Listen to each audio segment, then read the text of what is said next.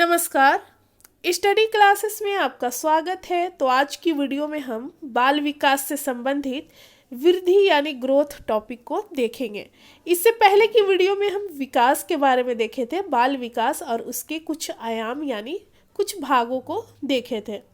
तो आज की जो वीडियो है इसमें हमारा टॉपिक है ग्रोथ यानी वृद्धि। तो इसके बारे में हम यहाँ पर देखेंगे कि वृद्धि का अर्थ होता है बालक की शारीरिक संरचना का विकास, जिसके अंतर्गत लंबाई, मोटाई, भार आदि अंगों का विकास से है, जिसका संबंध व्यक्ति यानी बालक के लंबाई, भार, मोटाई आदि से है। वृद्धि की प्रक्रिया जो है आंतरिक और बाह्य दोनों रूप में देखने को मिलती है और यह एक निश्चित आयु तक होती है। जैसे कि यहाँ पर हम देख सकते हैं वृद्धि में व्यक्ति की हाइट यानी लंबाई, तो व्यक्ति की लंबाई जो है एक निश्चित उम्र तक बढ़ती है और उसके बाद हम देखते हैं कि उसकी लंबाई की जो प्रक्रिया है वो एक निश्चित उम्र के बाद रुक जाती है तथा भौतिक पहलू में ही संभव है। वृद्धि पर जो है आनुवंशिकता का सकारात्मक एवं नकारात्मक दोनों प्रभाव पड़ते हैं। यहाँ पर एग्जाम्पल में हम व्यक्ति की हाइट को ही लेके चल रहे हैं। जैसे कि अगर एक बालक के माता पिता लंबे हैं तो बालक की लंबाई भी काफ़ी अच्छी होती है। अगर बालक के माता पिता का कद छोटा हो लंबाई में तो उसका असर हम देखते हैं कि बच्चे पर भी पड़ता है, बालक की हाइट भी ज़्यादा नहीं बढ़ती है। तो इसका सकारात्मक और नकारात्मक दोनों प्रभाव हम देखते हैं। अब दोनों में अंतर क्या है वृद्धि और विकास में? इससे पिछले वीडियो में हम विकास के बारे में देखे थे, तो उस वीडियो को आप देख लेंगे।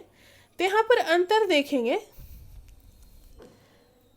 यहाँ पर ले लेते हैं वृद्धि, पहला कॉलम जो है वृद्धि और दूसरा है विकास। तो सबसे पहले हम यहाँ पर देखेंगे इसका परिमाणात्मक आधार देखते हैं। तो वृद्धि शब्द का प्रयोग जो है परिमाणात्मक परिवर्तन, जैसे कि हम जिसको माप सकते हैं, बच्चे के बड़े होने के साथ उसके आकार, लंबाई, ऊंचाई इत्यादि से हम यहाँ पर जोड़ सकते हैं। जबकि विकास में हम देखते हैं कि इसमें परिमाणात्मक मतलब कि मात्रात्मक परिवर्तन के साथ साथ एक बालक या व्यक्ति में व्यवहारिक परिवर्तन देखने को मिलता है।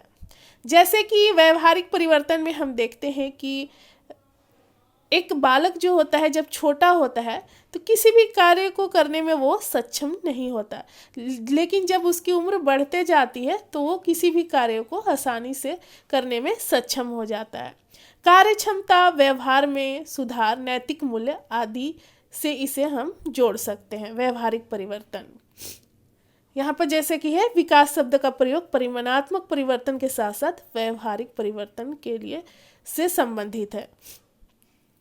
तो परिमाणात्मक में हम देख लेंगे कि व्यक्ति की ऊंचाई, लंबाई, और व्यवहारिक परिवर्तन में हम नैतिक मूल्य, कार्यकुशलता, कार्य क्षमता के रूप में हम देख सकते हैं।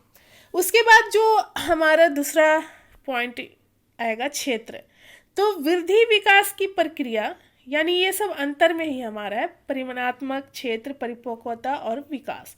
तो क्षेत्र में हम देखेंगे वृद्धि विकास की प्रक्रिया का एक चरण होता है, इसका क्षेत्र जो है सीमित होता है। तो इसका एग्जाम्पल हम हाइट के रूप में देख सकते हैं व्यक्ति की लंबाई। तो व्यक्ति की लंबाई जो है एक यहाँ पर हम कह सकते हैं कि वह सीमित होता है, यानी कि एक निश्चित उम्र तक ही बढ़ती है और फिर उसके बाद उसकी लंबाई जो है रुक जाती है।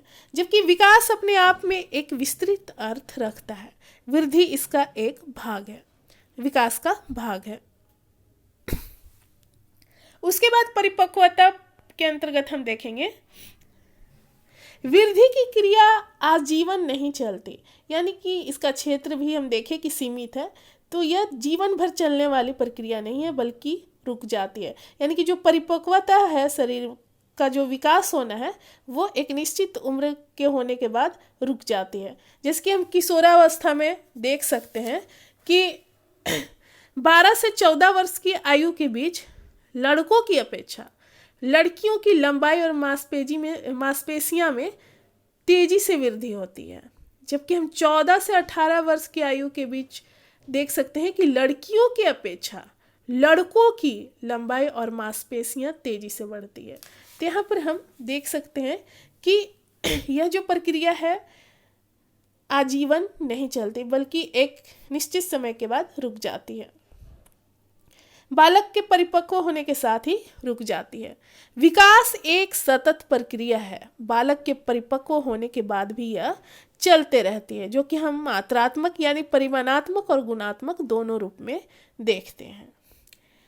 अब उसके बाद अगला जो अंतर है विकास से संबंधित है, जिसका आधार विकास है। बालक की शारीरिक वृद्धि हो रही है, इसका अर्थ यह नहीं हो सकता कि उसमें विकास भी हो रहा है, यानी कि दोनों एक साथ हो रहा है, अतः यह भौतिक विकास को दर्शाता है। और यहाँ पर हम विकास में देखेंगे, ये था वृद्धि का पॉइंट कॉलम जो था, बालक में विकास के लिए भी वृद्धि आवश्यक नहीं है। जब विकास हो रहा है तो ये जरूरी नहीं है कि साथ में वृद्धि हो, अतः यह गुणात्मक विकास को दर्शाता है। तो ये अंतर था वृद्धि और विकास में, जिसका 4 आधार है: परिमाणात्मक, क्षेत्र, परिपक्वता और विकास। तो आगे की वीडियो में हम देखेंगे वृद्धि तथा विकास को प्रभावित कौन कौन से कारक करते हैं। तो यहाँ पर हमारी जो वीडियो है समाप्त होती है। मिलते हैं अगले वीडियो में। धन्यवाद।